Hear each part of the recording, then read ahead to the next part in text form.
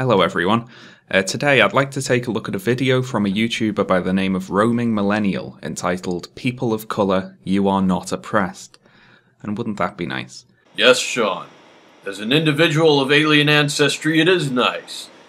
But at the risk of being horribly disproven at some point in the future by a video you make showing your true face, I'm just going to guess that you are a white guy yourself. And that you are yet another sycophantic white snowflake who seeks to speak on behalf of minorities everywhere by lecturing us about how oppressed they are. Who is Roaming Millennial? Well, she's one of the YouTubers in the I'm not a racist, but vein. So she's not a racist, okay. Well, considering the people in your camp believe that only white people can be racist, then no, she really can't be, can she? Considering, she's not white. So I don't know why you're even bringing this point up to begin with. But what is Roaming Millennial's video about? I'll show a couple of short clips here just to get us started off.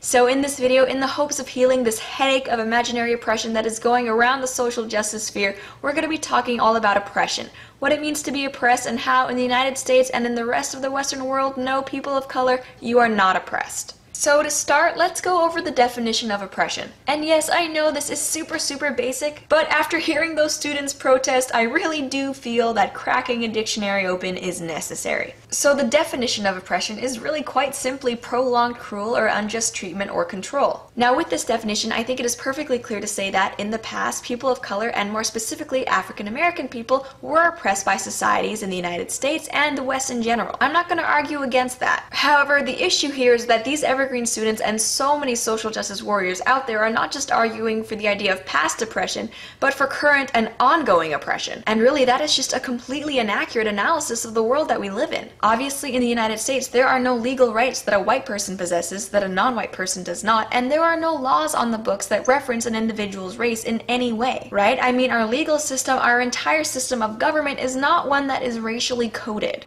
Okay, so here's the main thrust of Roaming Millennial's argument.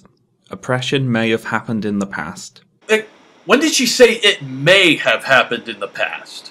The clip you showed clearly showed her saying it did happen. It's not a good sign when it's this early in the video and you're already misinterpreting her goddamn words. But today we have legal equality, so that means oppression is not happening at all. Now the first mistake she's made here is a rather basic one, and it's one you see a lot online. Roaming Millennial is only considering legality. She showed the dictionary definition of oppression, prolonged cruel or unjust treatment or control, but appears to have misread it. Legal rights are not mentioned here. Oppression can still happen even within a legal system that is on paper completely equal and just, because the system isn't perfect. Okay. This is an argument I've heard numerous times from the regressive left in response to the argument that racial and sexual discrimination is illegal, and it's horseshit because of how coy they are acting about it. Let me explain. Now, Sean, let me ask you something. Whenever the word oppression pops up, what are the images that flood your mind? Most people would respond with the Holocaust and the Southern slave trade. Alright, now what do these two things have in common besides the obvious? They were legally sanctioned. Now I'm aware that slavery in the US endured well after it was all but made illegal. But the point remains that it was legal at one point in history. This is an especially important point to consider when you look at all the black folks today who make endless unsupported claims that the oppression they face is the modern reincarnation of the Jim Crow laws, another famous example of historical oppression. You are correct that oppression does not necessarily mean cruelty that is legally supported, but the fact of the matter is, when the word is mentioned, all the examples I previously listed are the most common connotations that come with it.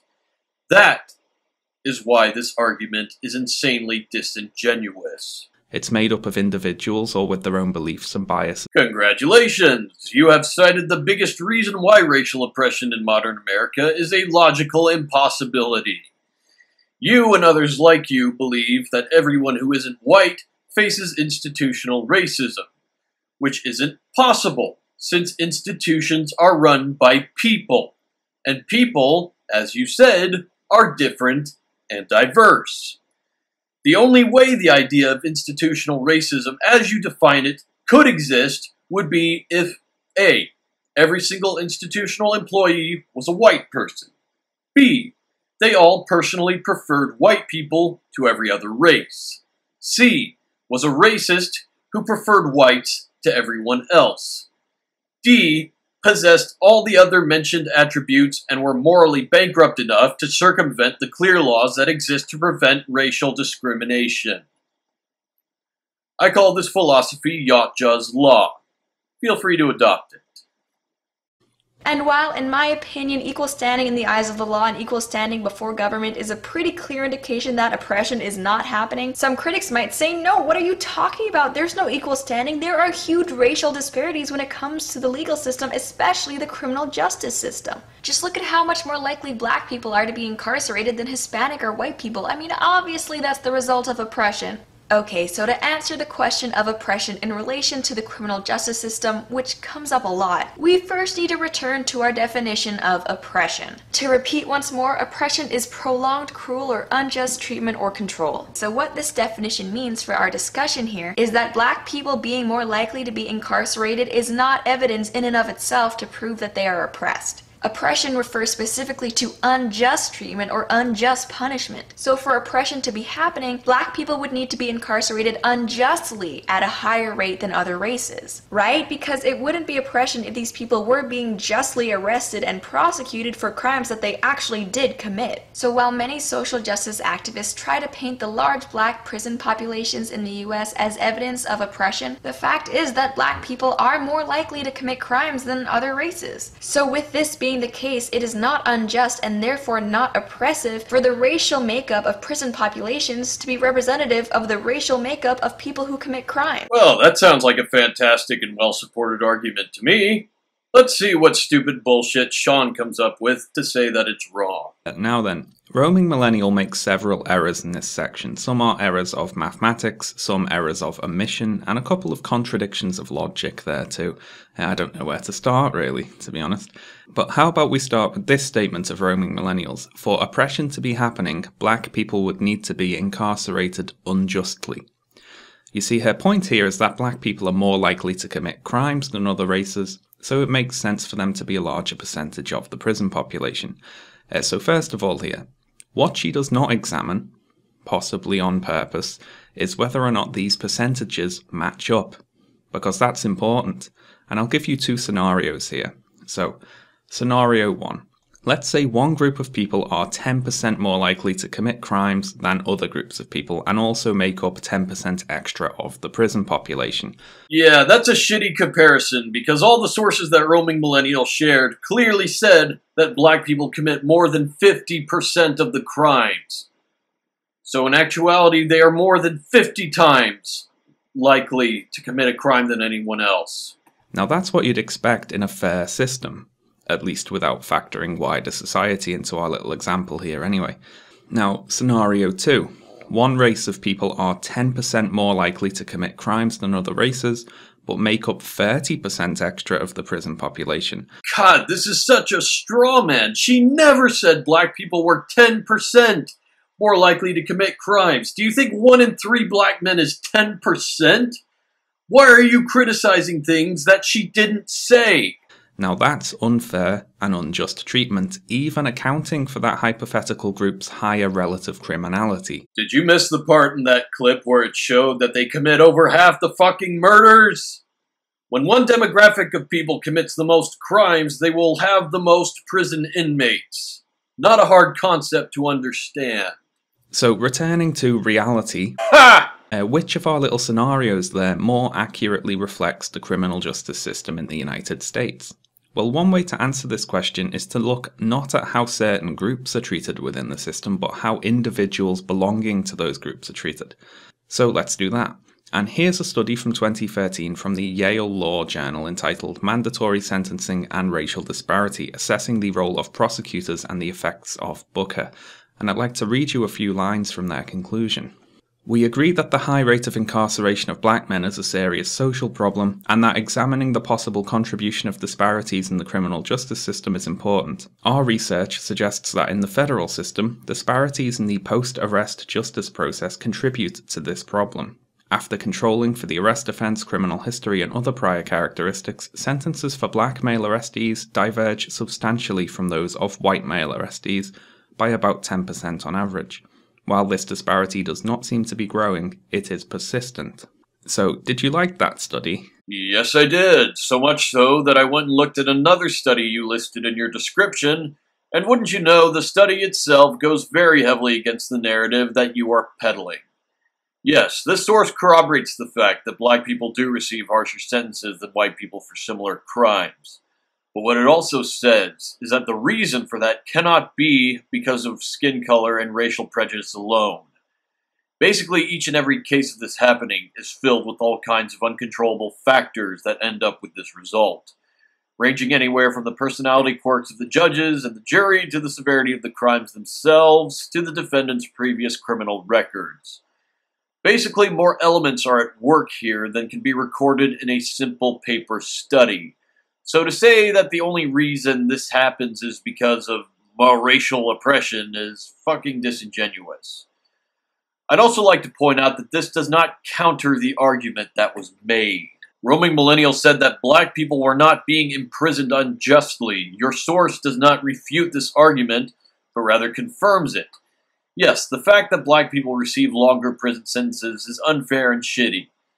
But the article makes no mention as to whether any of these people were innocent or not. The fact that they were convicted of a crime is what's important, not the fact that they were incarcerated longer than a white guy. On an individual level, controlling for all the factors except race, black men still get longer sentences than white men. And because they get longer sentences than white men, they will, on average, be in prison for longer, and therefore at least some part of their overrepresentation in the prison system is accounted for by this unfair sentencing. Yes, the sentencing is unfair. The fact that they were sentenced to begin with is not. That's the argument that Roaming Millennial was making. I mean, what part of that do you have trouble understanding? Any argument for this to be fair that mentions black people's increased relative likelihood of being criminals would have to therefore argue that individual black people deserve longer individual sentences relative to other races. What? That makes no sense. It is a common fact that they commit most of the crimes. So how would it be fair to argue that they deserve longer sentences compared to everyone else? I mean, didn't we just agree that the fact that they receive longer sentences than other races to begin with is unfair? And this is without considering that the very metric we're using to declare black people's increased relative criminality is frequency of occurrence in the criminal justice system, which we've just proven is biased against them. No. All you've proven so far is that they receive longer sentences than other races for the same crimes. That does not equate to there being racial biases against them for committing crimes, period. One fact I like to bring up here is that black people are several times more likely than white people to be arrested for marijuana possession, even though black people and white people smoke weed at similar rates. It's all well and good to have a fair and just system on paper, but that doesn't mean the system necessarily delivers fair and just results. Okay, this is one article he shows that he decides not to include in his video description. Francesca Ramsey shared a similar source in her video that directly contradicted what she said. She said the higher arrests of black people for drugs than whites was a result of a racist police system, when the source she gave clearly said it was because white drug dealers and drug users did all their shit indoors, whereas black dealers and users sold and used drugs outside most of the time. So unless you've got facts that prove otherwise, I'm going to say that is the reason why blacks are arrested for weed more than whites. And if you would like to see the page that I'm talking about, all you have to do is go onto my channel and click on the most recent video I made about Francesca Ramsey. Easy peasy. For oppression to be happening, black people would need to be incarcerated unjustly, said Roaming Millennial, and she's correct. They are, so therefore it is, if you follow. Dude, get the fuck out of here. Nothing you said proves this point to be true. There are logical errors in all of your arguments here. You made a straw man argument saying that black people commit only 10% of the crimes when roaming showed that it was way more than that. And you left out two crucial background details in your examples of black incarceration and arrests for drug use and selling. You're cherry picking and not absorbing the full context. Do better, please.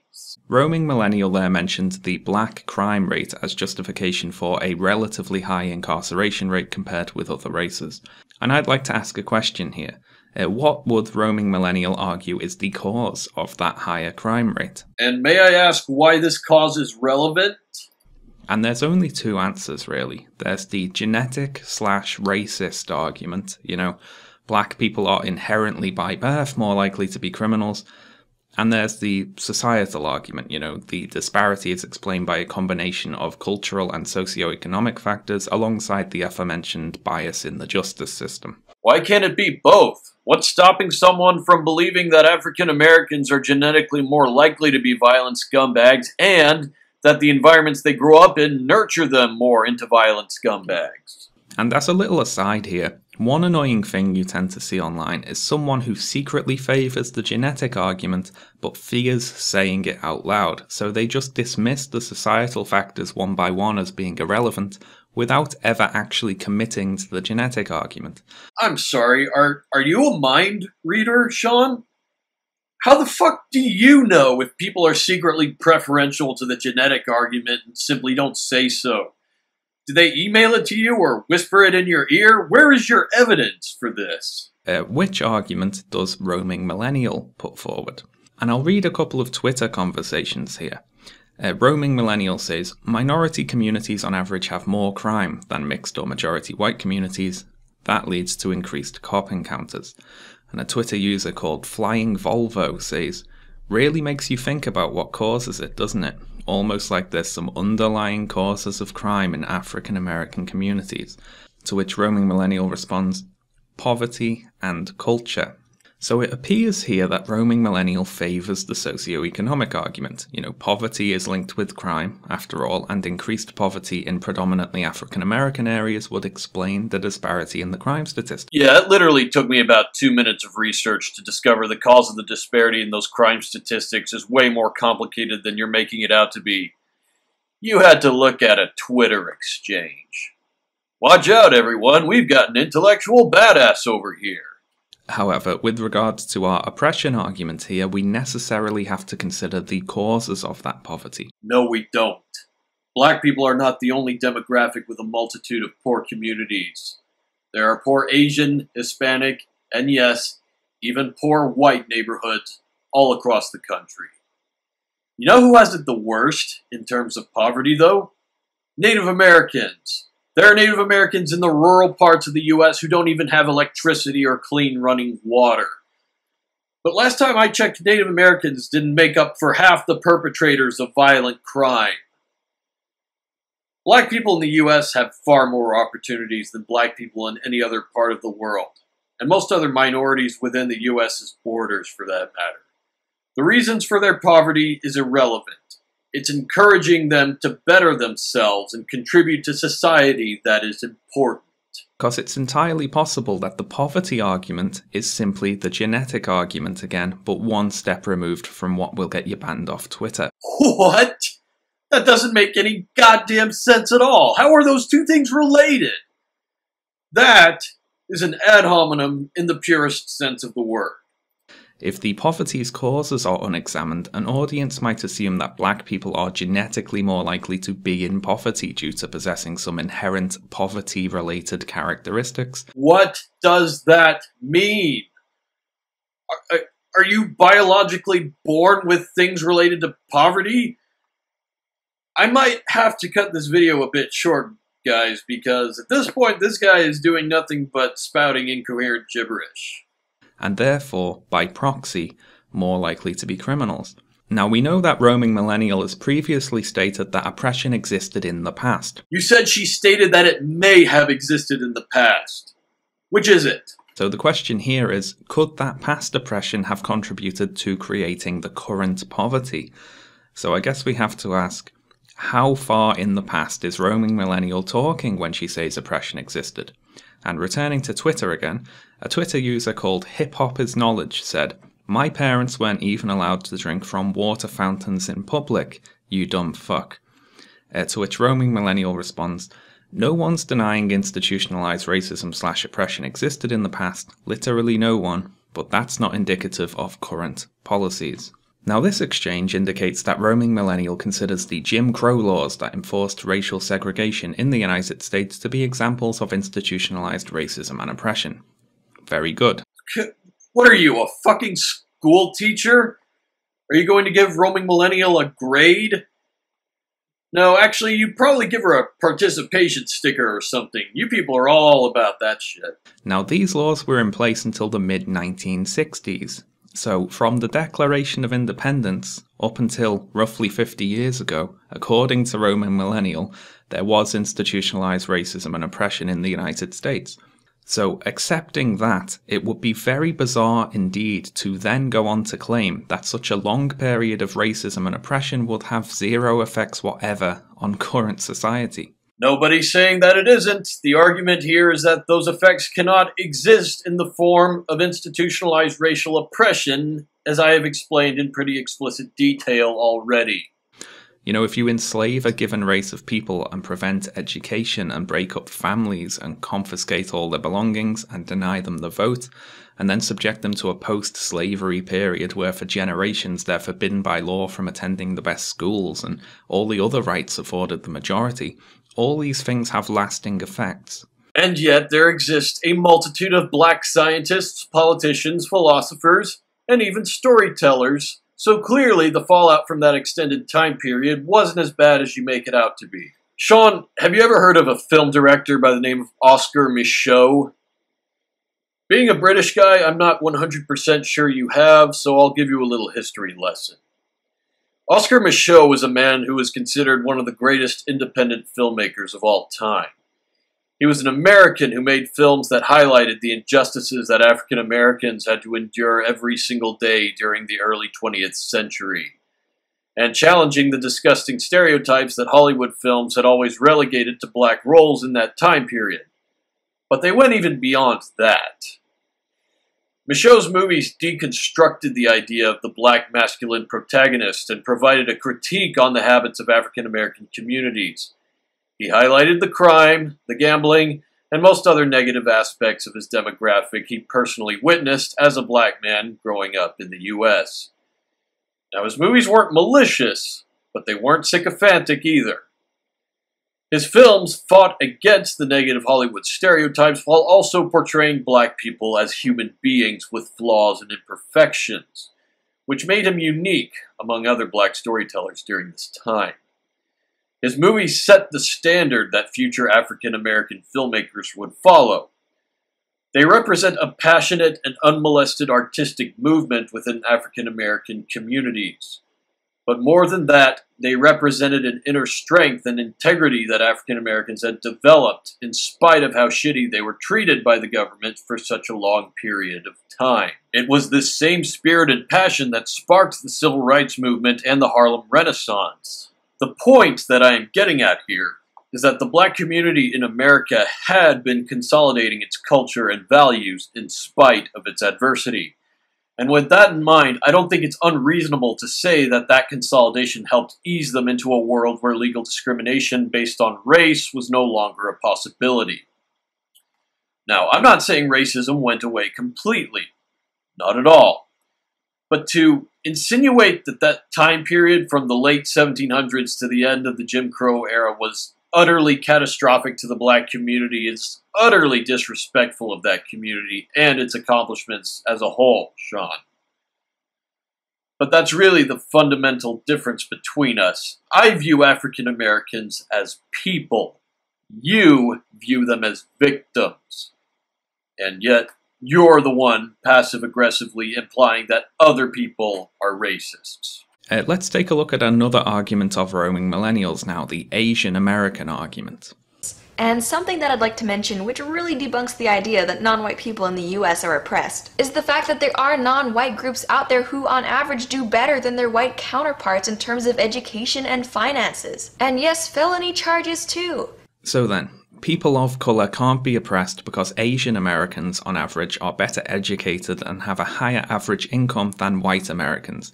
Now, does this therefore prove that oppression is now a thing of the past and has no bearing at all on modern society? No, dipshit. She never fucking said this fact disproves oppression everywhere. She's bringing this up because it directly contradicts the idea that white people are the most privileged and well-off individuals in society like you claim. Your disingenuousness is starting to annoy me. Well, I would argue quite the opposite. In fact, a larger percentage of Asian Americans being educated and having a higher average income stems directly from discrimination against Asian people.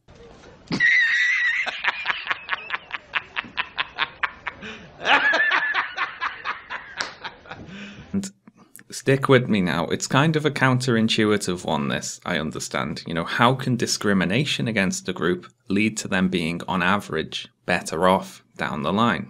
It's going to be such an impressive display of mental gymnastics, I regret not having any popcorn. And another question here before I answer that one. In the graph of average household incomes that Roaming Millennial showed, why doesn't the Asian data go back as far as the others? And these answers are linked. So first of all, in 1960, the Asian population of the United States was less than 1 million. They comprised around half of 1% of the population. And this is compared to there being over 18 million black people in 1960, to give you a sense of the scale there. Today, there are around 20 million Asian Americans. So why were there so few, relatively, in 1960? And why are there comparatively so many more today? Point number 2. In 1882, the United States Congress passed the Chinese Exclusion Act, prohibiting Chinese immigration into the United States and making the Chinese migrants present in the United States at the time permanent aliens by excluding them from the possibility of US citizenship. Point number 3.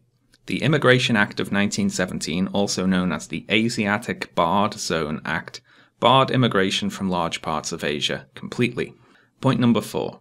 The Immigration Act of 1924, including the Asian Exclusion Act, but not to be confused with the Chinese Exclusion Act, imposed strict quotas on how many people of a particular nationality could be resident in the United States at the time, and barred completely everyone who was ineligible to become a United States citizen.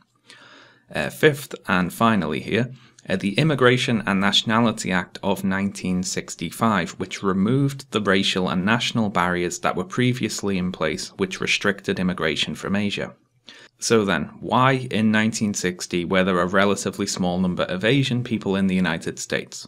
And that's because immigration from Asia was massively restricted by a series of discriminatory laws. And then after those restrictions were lifted, immigration from Asia skyrocketed, relatively anyway. Now, the vast majority of Asian American population growth in recent decades has been due to immigration. So then, we need to ask, who can move to a different country? And primarily of importance to us here is people who can afford to move to a different country. And this is particularly true of a country very far away with which you do not share a land border. You know, the average Chinese labourer cannot say, "Oh, I'm not feeling this really, I think I'll just move to America and buy a house and go to college."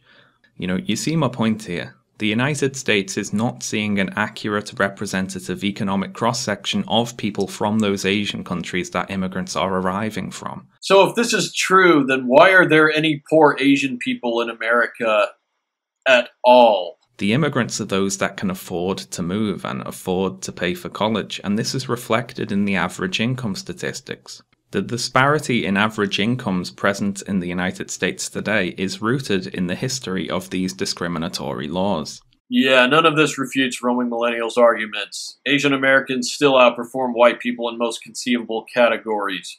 So really, this part of the video was a waste of time unless you were interested in a random history lesson from a melancholy-sounding British guy. For a comparative example, imagine transplanting all the African Americans in the United States outside it, and then only allowing back in those that had the resources to make the move. But if African Americans were oppressed like you say they are now, none of them would have the resources to move back. Isn't that the whole point of oppression? To oppress people? To strip them of power and resources? God, this argument blows. If you did that, the average household income for African Americans in the United States would increase dramatically. Not because they're actually any richer, remember, but simply because you'd be excluding all the poor people. Okay, I'm not sure you understand what the word rich means. If anybody has increased household income, that by definition makes them richer.